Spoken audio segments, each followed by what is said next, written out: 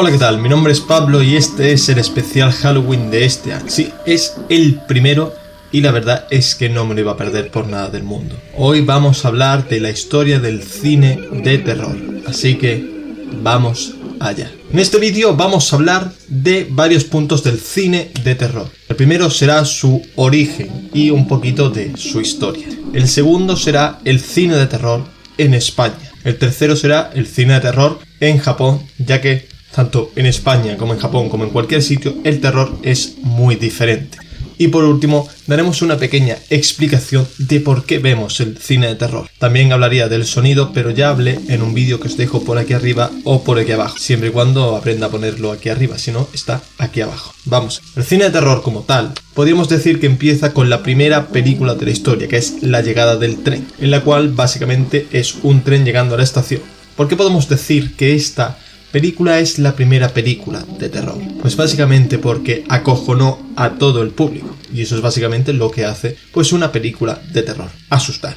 ¿Y por qué se asustaron? Porque no era muy normal ver primero un vídeo y segundo que el vídeo era un tren yendo directamente al espectador. Esta película, como todos sabréis, o la gran mayoría, fue creada por los hermanos Lumière, los creadores del cinematógrafo. ¿Qué ocurrió? Que estos pensaban que no iba a dar resultado, ya que esta película pues era vista una vez como espectáculo, que es lo que. Pero el cine de terror como tal no es acuñado hasta 1930, aunque antes ya tenemos películas como en 1920 que tenemos Frankenstein, la primera versión de Frankenstein, aunque sí es verdad que en 1910 tenemos la primera película de temática demoníaca espiritual, que es Hassan. Iré dejando tanto fotos como el nombre del director y la fecha aquí abajo por si lo queréis ir mirando. Continuaron los años y obviamente se tiraron de los clásicos. ¿Por qué se tiraron de los clásicos? Porque si ya daban miedo el libro, pues iban a dar más miedo si lo veían. Un ejemplo puede ser Drácula, La momia, Frankenstein, El hombre lobo, cuentos clásicos, sobre todo ingleses, porque hay que decir que mitología de terror en Inglaterra hay un montón. Se creía en todo esto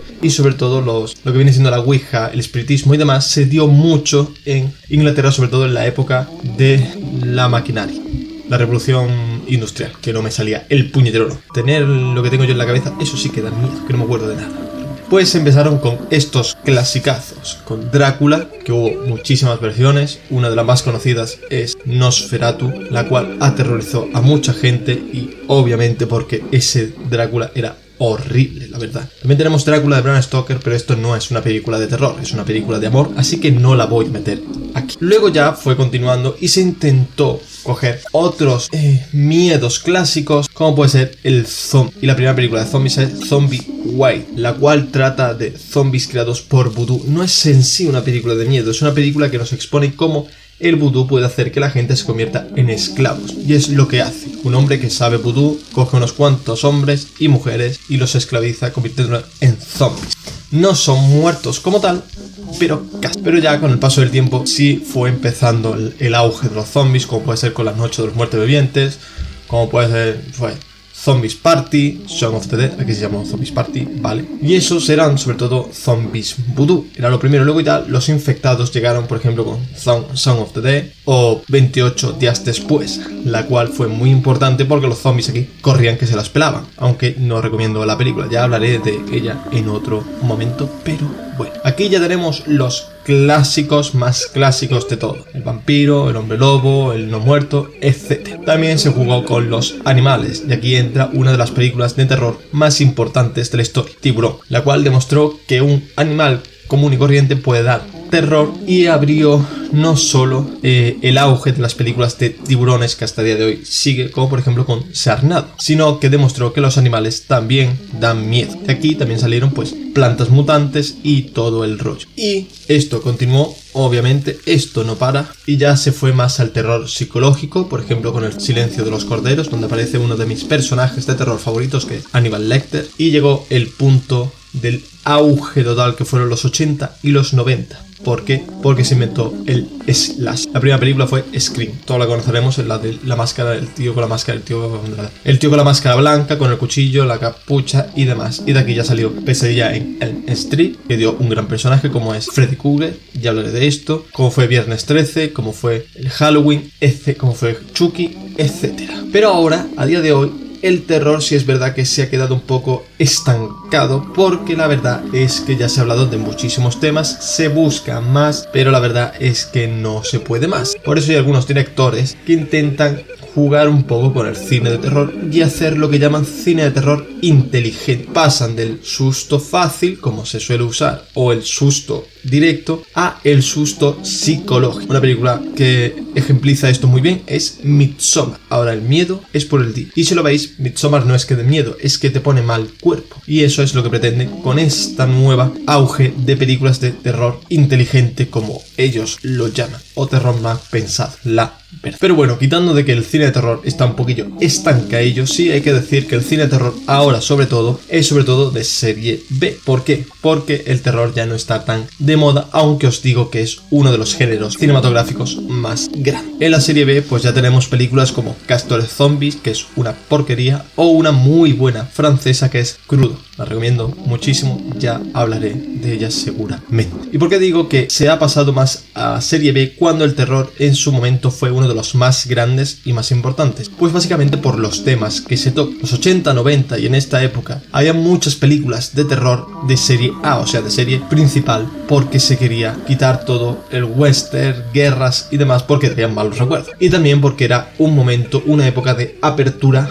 de mente. Y estas películas pues obviamente trataban temas como vudú, la muerte, miedo, el sexo, etc. Hoy en día no están tan de moda, y yo diría que hoy en día se están cortando un montón, porque volvemos a un punto de pues esto no se puede contar, esto no se puede hablar, etcétera, etcétera, etcétera. Por eso creo que el cine de terror está ahora mismo de capa caída y seguirá durante mucho tiempo, porque el cine de terror es un cine que no debería seguir las reglas establecidas hoy en día. Debería ser un cine duro, cruel, porque para eso se creó, para mostrar la crueldad y lo peor del ser humano. Pero pasemos al cine de terror en España. Y hay que decir que el cine de terror en España no existiría si no fuera por Francia. Sí, hay que dar las gracias a Francia. Y es que cuando empezó el cine de terror aquí en España, pues obviamente no estábamos para hacer cine de ese tipo, ya que habíamos pasado una guerra civil y ya que había una dictadura que solo quería películas que engrandecieran esa dictadura. Así que el cine de terror pues no se iba a hacer. Por eso Segundo de Chomón, que es el padre del cine de terror en España y el padre del fantaterror, se fue a Francia y nos dio grandes películas como estas que pondré por aquí, tanto a él como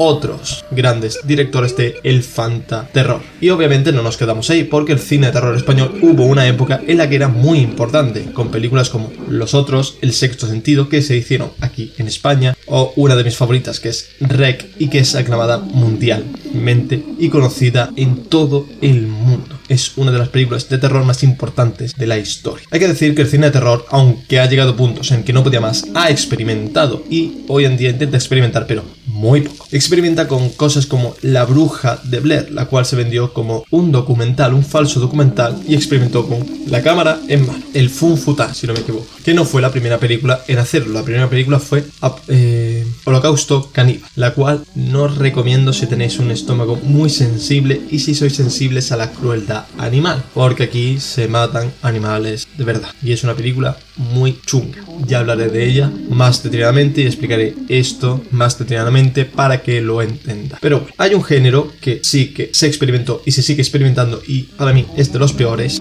que es el home invasion, la invasión del hogar. ¿Por qué digo que es de los peores? No de los peores de calidad, sino de los peores de el que más miedo me da, porque básicamente son personas normales y corrientes que se cuelan en tu casa. Aquí se puede ver la primera de La Purga, si no me equivoco, que se cuelan en la casa. No la recomiendo porque a mí de verdad es que bueno. Pero sí hay algunas como L'Intérieur, que es francesa, muy buena. Tiene una versión americana, no la veáis, que fue la que yo vi. Ved la versión francesa. Tenemos películas como Los Extraños, que da un mal rollo que flipas. Y tenemos grandes películas que han experimentado y que tienen mucha importancia, como puede ser Detrás de ti, creo que se llamaba, o It Follows, perdón, o Get Out, grandes películas que ya digo dejaré por aquí porque no me acuerdo de los nombres porque tengo una memoria muy mal. Y ahora pasemos al tercer punto, que sería el cine terror japonés o el J-horror, como queráis llamarlo. Y es que aquí tenemos que decir que existe la primera obra de teatro de terror, la cual os voy a decir el nombre, lo tengo que mirar en los apuntes, porque si os digo la verdad, pues como que no me acuerdo del nombre, obviamente porque está en japonés. La obra se llama Tokaido Yotsuda Kaidan, o Historia sobrenatural de Yotsuda, el camino de Tokaido, la cual básicamente trata de un fantasma que está atemorizando a una casa, si no recuerdo mal, y en la cual vemos algunos de los trucos que se usan hoy en día en el cine de terror de todo el mundo. Así que sí, esta obra de teatro fue la creadora de la mayoría de trucos que se usan en el cine de terror, y si no me equivoco también hay una películas japonesas. Tengo que decir antes que en Japón aquí sí que no siguen las normas, aquí van a saco, y por eso son de las que más miedo dan o de las más conocidas, y si eres amante del cine de terror tienes que ver muchas películas de terror japonés. Yo recomiendo El extraño, es larga de narices pero es increíble. La audición, maravillosa. Audition empieza como una película, una comedia romántica, y acaba dando un mal rollo que flipas. Ju-on, obviamente. Ringu, obviamente. Hay un montón de películas de terror japonesas y yo recomiendo la gran mayoría, porque aquí sí que hay veces que no te enteras de nada porque trata de pues cosas, mitología japonesa, como pueden ser los yokais, los espíritus japoneses, etcétera, que obviamente aquí en Occidente pues no conocemos tanto. Pero bueno, ya digo que recomiendo Ringu, recomiendo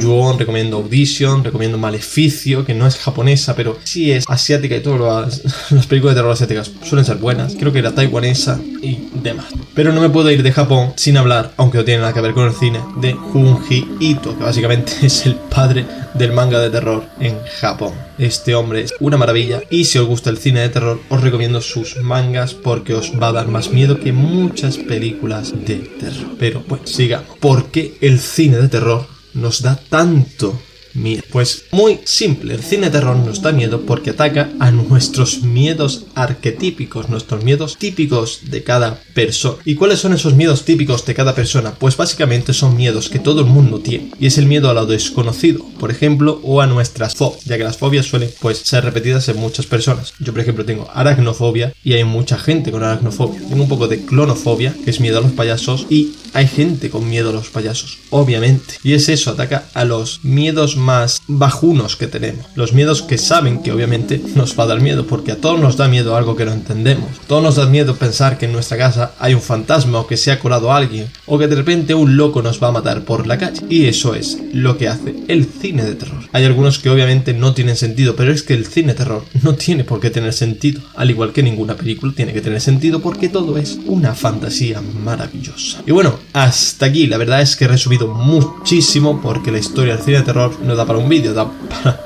varios, porque como ya digo es uno de los géneros más grandes del cine. Pero sinceramente que tengáis un feliz Halloween, que lo paséis de miedo, nunca mejor dicho, que veáis alguna película y que lo paséis bien. Pero obviamente no vengáis a las casas de la gente que no quiere celebrar Halloween porque está en su derecho, así que no vengáis a tocar los huevos, por favor.